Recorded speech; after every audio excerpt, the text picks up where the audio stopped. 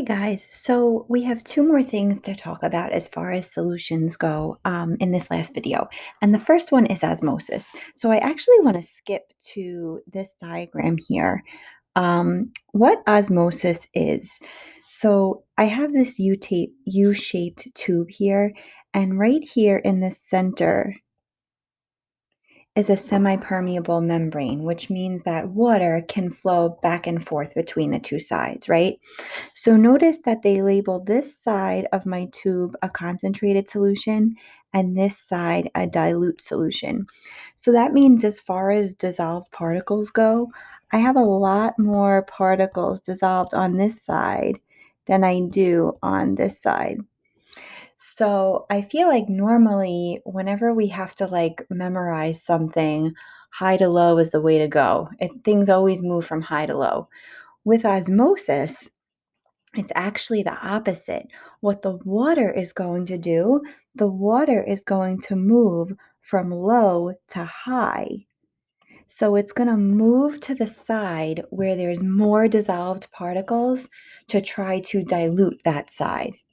Now, as the water moves in that direction, notice that the two solutions are at the same height to begin with. As water moves, the level on the side that it's moving towards is going to go up. Okay, so now the amount of pressure pushing down on that liquid to stop the movement from happening, that's what osmotic pressure is. Okay, so in this unit, we're going to be calculating osmotic pressure, and it comes from water moving to dilute a solution. So it kind of fits both here and in the gases unit when we kind of looked at pressure. So over here we have that definition from low to high. Okay, now here is another formula that you guys are going to need to know. And this here is the symbol for osmotic pressure. And what you do is you take the molarity of the solution, multiply that by R, so that was that gas constant, 0.0821 from the gas unit, multiplied by the temperature in Kelvin. So I just want to show you guys how this formula was derived, because it's one of those things where you're like, oh my God, there's so many formulas to remember, but really it's all just like different versions of the same formula. So if I take PV-nRT, which is a formula that we know already, and I say, okay, if I want to solve for pressure, then I need to take nRT.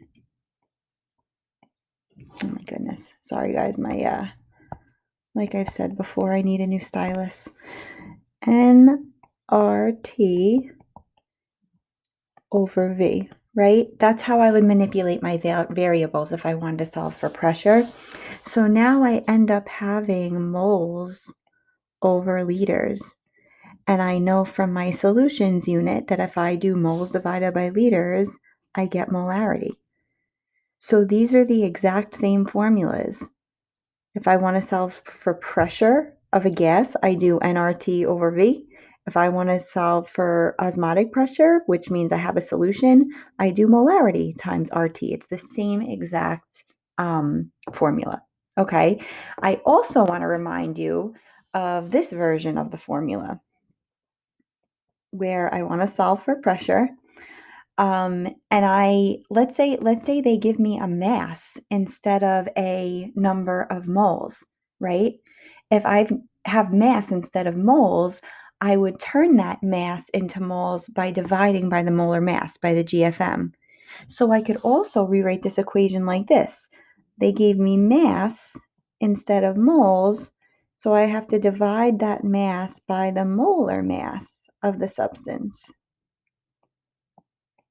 Okay, so three different versions of the same exact formula. All right.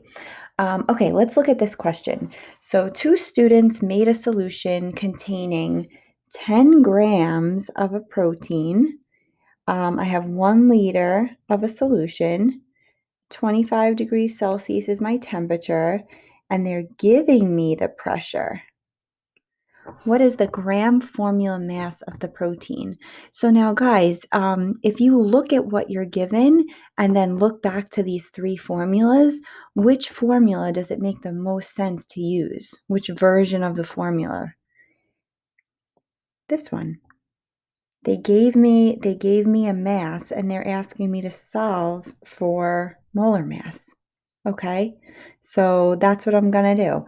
Over here, I have to make sure that all of my units are correct because whenever R is in an equation, remember that volume has to be in liters, which it is.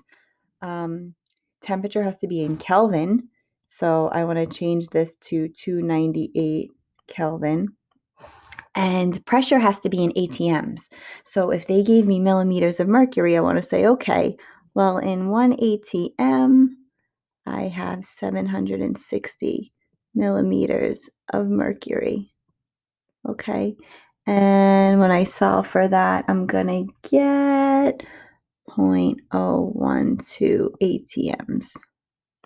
Okay, so guys, now let's plug everything in. Pressure is 0.012 equals the mass they gave me is 10, R is a constant, temperature is 298, and I'm dividing that by the molar mass, which is what I don't know. Gram formula mass, molar mass, same thing.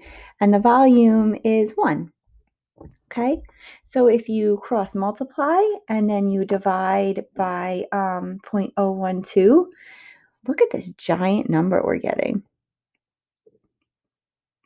And you didn't do anything wrong, guys. We're talking about a protein, which is a giant molecule. So if you have 1 mole of a protein, it's going to weigh that many. 1 mole of a protein, it's going to weigh that many grams. All right. So whatever they give you, you can decide which formula to use, but you know how to do this one. This one should not scare you. Okay. Talked about that already. All right, finally, guys, we're talking about vapor pressure again.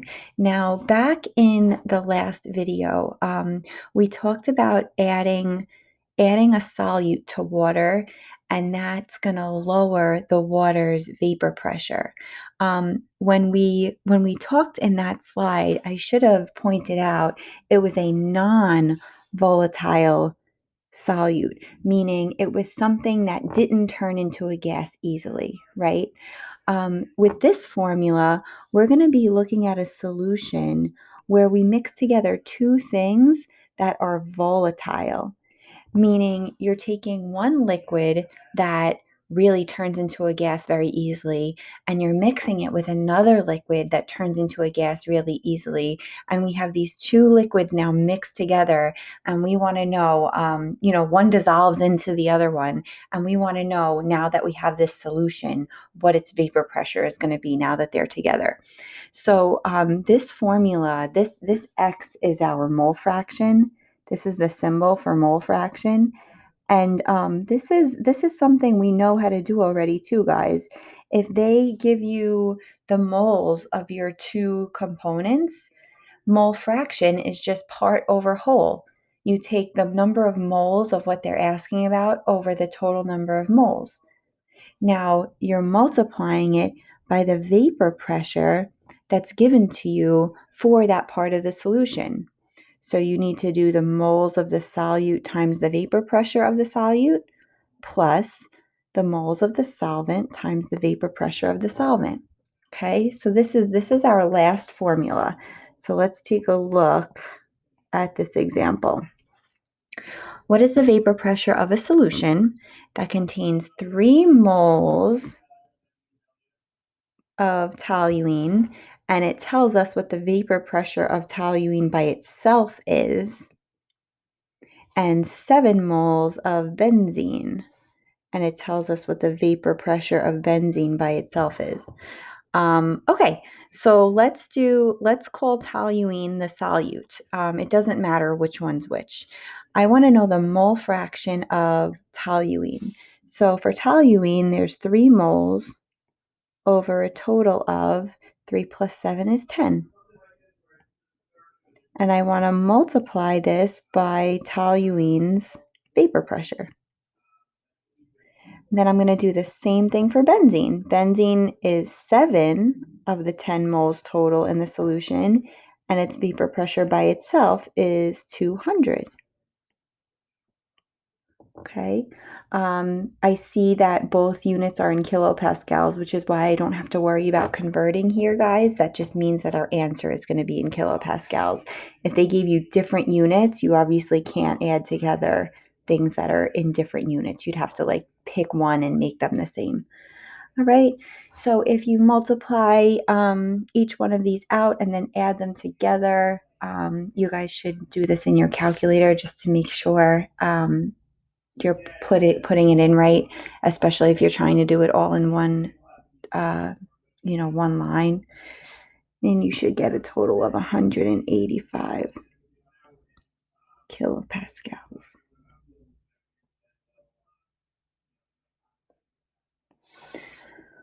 Okie dokes. So that is it for solutions. And we'll just spend this time practicing and reviewing. Hope you guys have a great day.